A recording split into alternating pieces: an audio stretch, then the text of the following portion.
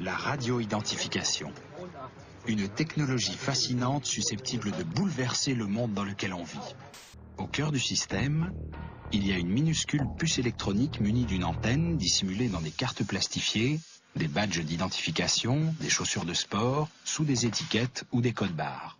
Le transpondeur, aussi appelé radio-étiquette, est collé ou incorporé au produit. Grâce à lui, les objets et les marchandises peuvent communiquer. Vous l'ignorez peut-être encore, mais les étiquettes électroniques ont bel et bien débarqué dans notre vie quotidienne. Tous les produits de la marque BCBG sont marqués avec des étiquettes RFID. Là, avec le système du chariot, on n'a plus besoin de toucher au produit. Démonstration avec cet appareillage bien curieux. Ces antennes vont tout simplement interroger à distance les étiquettes. Dans chaque étiquette est enfermée une micropuce RFID. En moins d'une minute, une quarantaine d'articles est inventoriée. Le pass d'accès à l'université, c'est de la RFID. La carte pour le covoiturage, c'est de la RFID. Et le pass d'entrée à la bibliothèque publique d'Amsterdam, c'est aussi RFID. Les élèves de Helshem sont particuliers. Le concept consiste à donner un bracelet avec une étiquette RFID au patient et d'utiliser un lecteur pour interroger ce bracelet. Pour en finir avec l'erreur humaine, la clinique universitaire de Jena utilise depuis 2007 la radio-identification. Ici, chaque médicament porte une puce RFID qui est lue lors de la composition du traitement dans la pharmacie et comparée à la prescription du médecin. Concrètement, voilà comment cela fonctionne. L'étiquette RFID envoie le dossier du patient sur le mobile du médecin. Le mobile envoie les données par Wi-Fi à l'ordinateur du médecin. Une fois que les informations médicales du patient ont été mises à jour, un logiciel permet de conseiller le médecin pour la prescription des médicaments. L'administration réelle des médicaments et la prescription virtuelle sont synchronisées et contrôlées étape par étape. On pense pouvoir commencer à utiliser la radio-identification pour attraper les pollueurs, des espaces publics par exemple. Grâce à un lecteur RFID, les propriétaires des emballages jetés par terre peuvent facilement être identifiés. Il suffit à un moment donné qu'un fabricant de puces RFID mette une puce qui accepte beaucoup plus de mémoire et de données à l'intérieur. Et là, on pourra mettre tout un tas d'informations. Comme quoi? Comme le nom du client, la date d'achat, la date de fabrication qui est importante, la date de première réception, la date de vente, la date...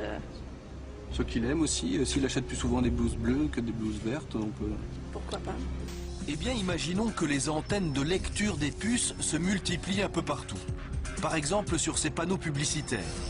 Il suffira que le particulier s'en approche pour que toutes les puces qu'il porte sur lui soient sollicitées et activées. Avec les puces RFID, les annonceurs vont pouvoir établir un véritable profil commercial du client potentiel, connaître ses goûts, ses habitudes et donc lui envoyer de la publicité personnalisée. Le citoyen verrait donc ses données intimes, sa vie privée, analysées, décortiquées par des publicitaires et stockées dans de précieuses bases de données.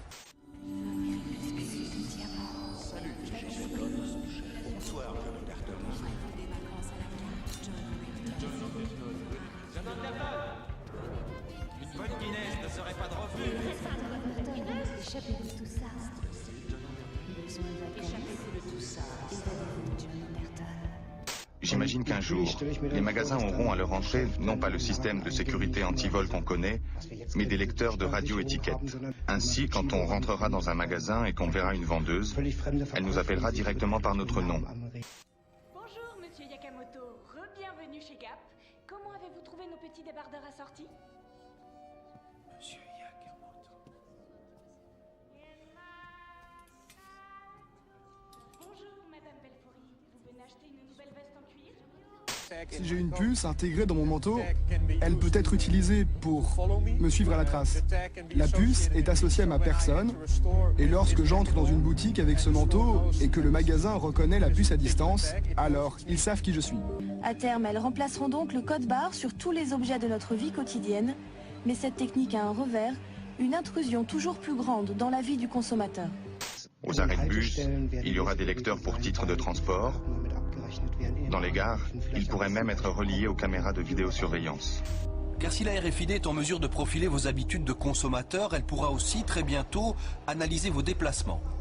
Exemple, sur le réseau bruxellois, la STIB met en place un nouveau titre de transport.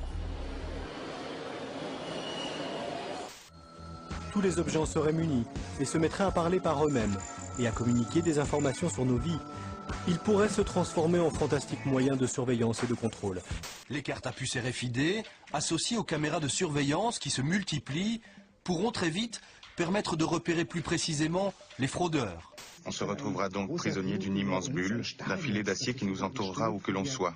Chacun d'entre nous sera enfermé dans un système de vidéosurveillance dont on ne pourra pas s'échapper. La technologie des capteurs sera totalement automatisée et augmentera les possibilités de contrôle. Cette technique ne cesse d'être développée et perfectionnée. Et on a de plus en plus de données disponibles. Je n'ai rien à cacher, mais il peut y avoir des situations où je n'ai pas envie que mon patron ou ma femme sache ce que je fais. Ça a commencé avec les péages d'autoroute, les cartes de retrait, les cartes de crédit ou encore la téléphonie mobile. La vraie question c'est pourquoi participons-nous à tout ça? Parce que la vie est bien plus agréable comme ça. Mais les défenseurs de la vie privée craignent que ces informations soient détournées vers d'autres usages.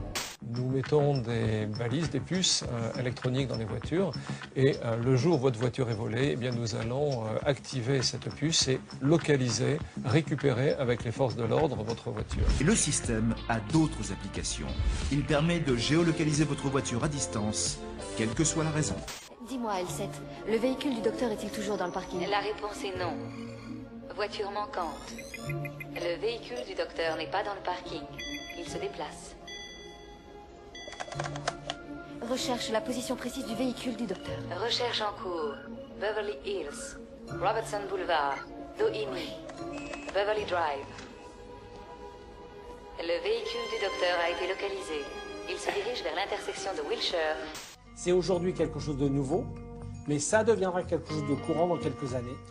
Il est évident que dans les prochaines années, peut-être vaudrait-il mieux parler de décennies, il sera de plus en plus facile de localiser des objets. Vous pouvez m'expliquer ce que vous faites au milieu de la route? Je suis du centre d'idées. Vous êtes perdu. Vous allez à Fresno. Fresno, exact. C'est la route d'Albuquerque. Comment savez-vous qu'on est perdu? Les colis nous le disent. Les colis? RFID, il y a des puces sur les colis. Pour suivre la cargaison. Les colis savaient qu'on était perdu. Peut-être que les colis devraient conduire. Très drôle. Chaque jour, vous ouvrez un peu plus votre vie privée contre du confort ou de l'argent. Et quand le bénéfice perçu est plus important que le risque encouru, vous êtes ravi et vous en redemandez. Sinon, vous ne téléphoneriez pas avec un portable, vous n'achèteriez rien sur Internet et vous n'utiliseriez pas de carte bancaire. Il est possible que l'homme devienne une chose, l'objet d'un environnement intelligent. La puce RFID va permettre un contrôle extrêmement préoccupant des comportements des individus. Équipés de petites puces électroniques, les objets ne seront à l'avenir plus inertes. Ils vont même devenir des compagnons bien indiscrets, pour ne pas dire des espions dont il faudra bientôt, c'est le comble, peut-être se méfier. C'est le réseau de surveillance ultime, puisqu'il est démultiplié par le nombre de puces.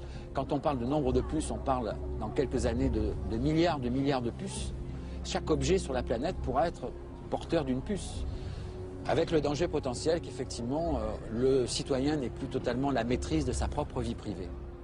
Ce qui est une innovation jusqu'à présent, même si les systèmes de contrôle étaient intrusifs, comme le sont les caméras de surveillance, etc., ça n'allait pas aussi loin dans le détail, dans la finesse de l'analyse de chaque individu. Notre planète est un vaste ensemble de données. Des données générées par les voitures sur le périphérique, par les patients à l'hôpital, par l'électricité du réseau. Bien analyser ces données, c'est trouver des solutions. Sur une planète plus intelligente, toutes les données sont visibles et nous pouvons les interpréter pour mieux faire tourner le monde. On est parti pour augmenter ce genre de contrôle. On le voit bien avec les passeports numériques, on le voit bien avec les cartes d'identité, on le voit bien avec les cartes de santé, où il y a toujours des cartes à puce avec des informations, je dirais, biométriques. Nous ne sommes pas là pour savoir si c'est trop ou pas assez. Nous sommes avant tout des industriels et nous mettons en place les systèmes, les équipements pour servir la police, la justice et l'armée. À Paris, une crèche veut tester à partir de l'an prochain la surveillance électronique des enfants. Comment? Tout simplement en installant une puce dans leurs vêtements. Grâce à une puce implantée dans un vêtement porté par chaque enfant, les déplacements des petits pourraient être ainsi suivis et les parents alertés si leur progéniture quitte la structure. Bâtissons une planète plus intelligente. Des villes plus intelligentes. Des quartiers. Des administrations, des commerces. Des transports plus intelligents. Des aéroports. Une agriculture. Des magasins plus intelligents. Des trains. Des voitures. Des rues. Des écoles plus intelligentes. Une collaboration intelligente. Plus intelligente. Des hôpitaux intelligents. Des énergies plus intelligentes. Réalisons tout ça. Le résultat? On vit vraiment mieux. Je travaille sur ces sujets. C'est mon métier. Je suis une IBMer. Je suis un IBMer. Je suis un IBMer. In the future, every square inch of every city will be alive with intelligence. Because every street and every building will have a network of microcomputers built right into them. Dr. Chris Piester calls it smart dust. A smart dust particle or mote is a wireless sensor with sensing, computation, communication, and power in one package.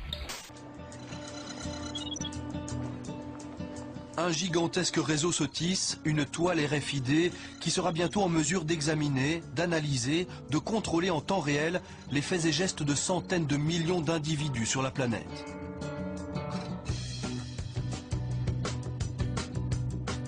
Des chaussures au textile, des passeports électroniques déjà craqués de nombreuses fois aux futures cartes d'identité, des titres de transport à tous les produits de consommation, les puces, par centaines de milliards, seront bientôt partout.